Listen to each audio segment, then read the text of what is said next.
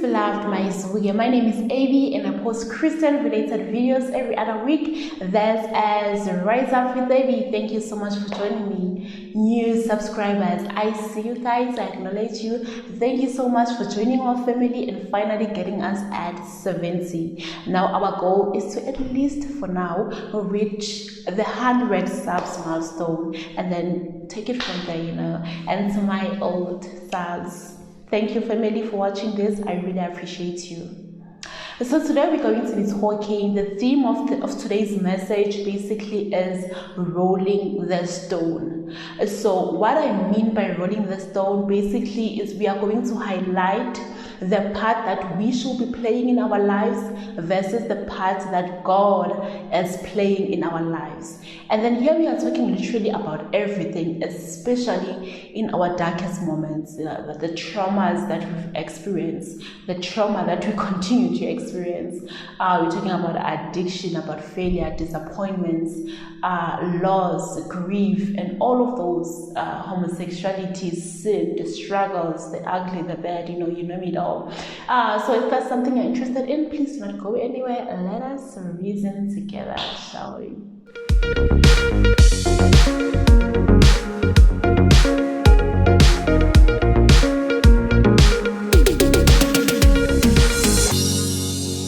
So today's message, it is inspired by the story of Lazarus. Where Jesus raises Lazarus from the dead. This is found in the book of John chapter 11. For those who do not know the story, I'm just going to quickly outline it for you guys. So Jesus is very close with not only Lazarus but with his sisters as well, Martha and Mary. And Jesus is like 3 kilometers away from where Lazarus and his family are. So he receives a report that Lazarus is very ill. I'm assuming he was critically ill at the time. Hence they sent for Jesus to come through. But you know what? Jesus' reply is like, his sickness is not going to end in death. But you know what he does? He decides to stay where he's at for 2 days. And he's doing what he does, Jesus healing people, doing, just being himself, man on a mission. Anyway, his whole thing, he knew very well that Lazarus was going to die, but he saw this as an opportunity for God's glory to be revealed. Now tell me this, how many times have you found yourself in a situation, we are talking about traumatic events, right? You find yourself in a situation where you know that your situation is bad and you do not expect your situation to get any worse, but it actually gets worse. So Lazarus is critically ill, and because he knows Jesus, they are friends, they do not expect his situation to worse because they know who. Yeah, they've got connections, bruh. But hey, his situation actually gets worse. And the connection, which is Jesus at the time, okay, is chilled, Jesus is just chilled, doing his thing. And then he eventually gets to where Lazarus is. And at that time, Lazarus has been dead for 4 days. Not only dead, but also buried. At that point, the decomposition process has already started. Lazarus stinks, bruh, because he's been dead for 4 days. So think about the situation that you've been through or you're going through, being sexually molested. You think that's the worst thing that can ever happen to you. But now it only gets worse because this traumatic event keeps on recurring. You keep on having nightmares. You have post-traumatic stress and what's not, and now this is affecting your relationships with other people, your relationships with your family. It's affecting your work, your mental state, and all other parts of your aspects are dying because of this incident that you thought was not going to get worse. Because who do you know, child? Jesus. But it actually gets worse. And Jesus chilled because he knows the plan. And what is the plan? For God's glory to be revealed. You know how often we ask ourselves, why is this happening to me? the answer to that is for God's glory to be revealed. So I'm here to just remind you of that in whatever situation you've been through, you're going through, whether it's getting worse or not, God's glory has to be revealed. Anyway, Jesus gets there and he is met by Martha. And the first thing that Martha says is that if you had came in, let me read it quick. If you had been here, my brother would not have died. So that is what Martha says. If you would have been here, I would not have been molested. If he had been here, I wouldn't have taken that route. If you would have been here, I would have been born in a different family. If you would have been here, I would not have been addicted to drugs. I would not have been in this situationship, relationship, toxic family vibes, toxic relationship vibes. If you would have been here, I would have graduated. How many times have you said that to God? If you would have been here, things wouldn't have been this bad. Lazarus wouldn't have died. Right? So Jesus' reply is, Lazarus is going to rise again. Whatever that is dead in you, your the spirit of procrastination, lack of motivation, anxiety, lack of confidence, all of that. Your confidence is going to rise again. Your motivation is going to rise again. You are going to rise again. So, excuse me guys. So they call Martha, who is inside, to come and see that Jesus is here. And Martha says the same thing. If you would have been here, my brother would not have died. And Jesus is like, take me to where Lazarus is. You think Jesus doesn't know where Lazarus is? You think Jesus doesn't know where Lazarus is buried? He knows exactly where he is buried, for how long he has been buried, yet he chooses to say to these people, take me where you have laid him.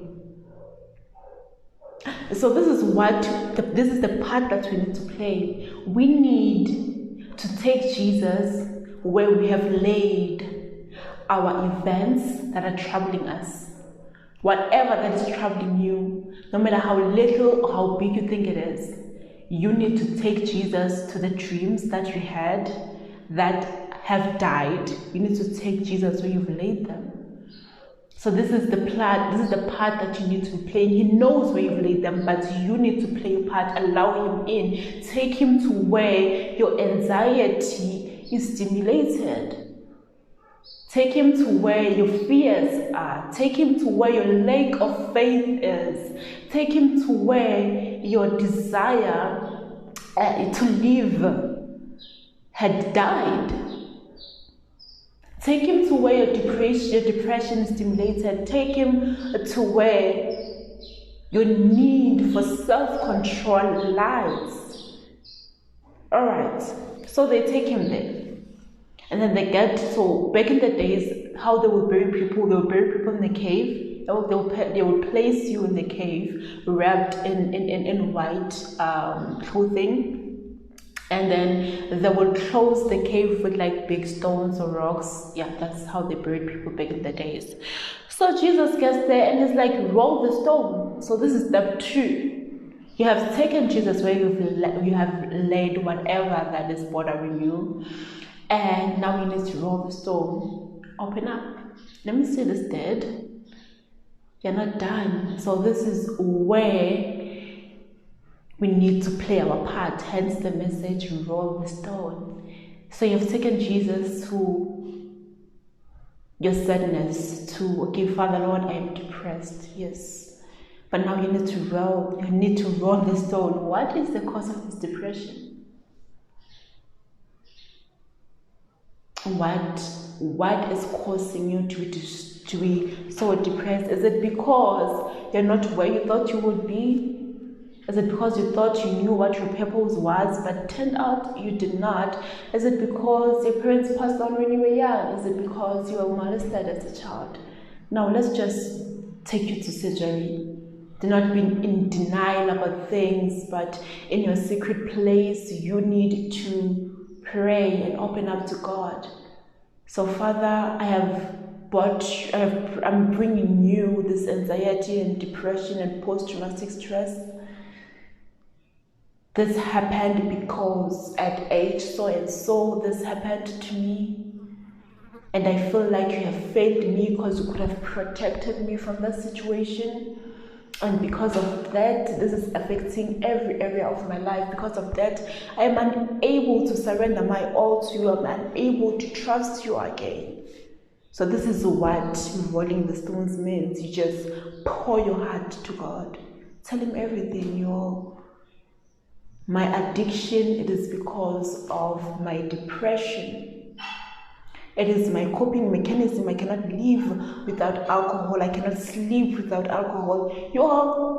Not all coping mechanisms not all addictions are of illegal or, of substances that we think of, like alcohol and drugs and what's not. There are some people who feed off from eating junk food. People out there who have eating disorders. I know I've been there. You have this toxic relationship with food because you'd rather run to food than run to your secret place and talk to God about it and just pour out your heart and just be real. And that's all you gotta do. You don't have to do anything else. Just tell him what you're dealing with and he will do the rest. They rolled the stone, you pour up your heart, and then Jesus was like, Lazarus, wake up. And he did. So that's all we gotta do. We need to show him what we're struggling with and then talk to him about it. He will do the rest. That's what I like about Jesus. It's like going to a doctor and then telling the doctor that I have been coughing for the last 4 days, and then he will ask you, what else? Probably I'm feeling tired and sleepy all the time. My throat is sore as well. But the reason why you've went to your doctor is not to help him come up with the diagnosis. It's just telling him your problem and believe that it's going to not only diagnose you, but also treat you. That's exactly what happens when we give God. We give to God. We give him our problems and whatever we're struggling with. He diagnoses us. You know what comes with diagnosis? Diagnosis gives you some sort of reassurance and it allays anxiety. As soon as they say, okay, you have, let's say you have a cold. At least you know what it is, or you have COVID. At least you know what it is. You know what you have. And because they have diagnosed you, then they can treat you. But as soon as someone says that they do not know what's wrong with you, I have to go to somebody else and consult. So the thing is, God already knows what's wrong with you. He already knows what happened, but he just needs you to show him where you have laid whatever that is bothering you, and not only that, roll the stone, allow him to wake up whatever that is dead in you, or to just uproot, put you in a surgery and cut off all that sepsis, all that hurt, all that is dead, and restore you and make you a new person. And after Lazarus, he rises from the dead and is covered with a linen from head to toe. And then Jesus tells him, unwrap him. Unwrap whatever that is covering Lazarus. Jesus did not wrap Lazarus up and buried him. So the people who wrapped him up with the dead clothes, they need to take them off. So they do exactly that. So after we have spoken to God and God has, in that corner when he rises you up and gives you a sense of motivation and enhances your vision, just shows you what you could be, that best version of yourself in your mind. He shows you what, the dreams, your dreams, what you're dreaming about. That is just God's way of telling you where you could be. So God will plant that in your mind, and you need to unwrap the dead in you. Unwrap, take off all the dead clothes, whatever the covering, all, sometimes we cover ourselves with this defense mechanisms. We cover ourselves with denial. Take it off. We cover ourselves with anger. Take it off. We cover ourselves with lies and dishonesty and our inability to let other people in. Take that off and go. And just let him go, and then go live your life free, for who Christ has freed is free indeed. Live your life free, start over again, live for God, live, fulfill your purpose, live your life to the fullest. Do not put yourself in this container of denial, in this container of toxicity, of safe. Allow God to broaden your vision, to broaden your dreams.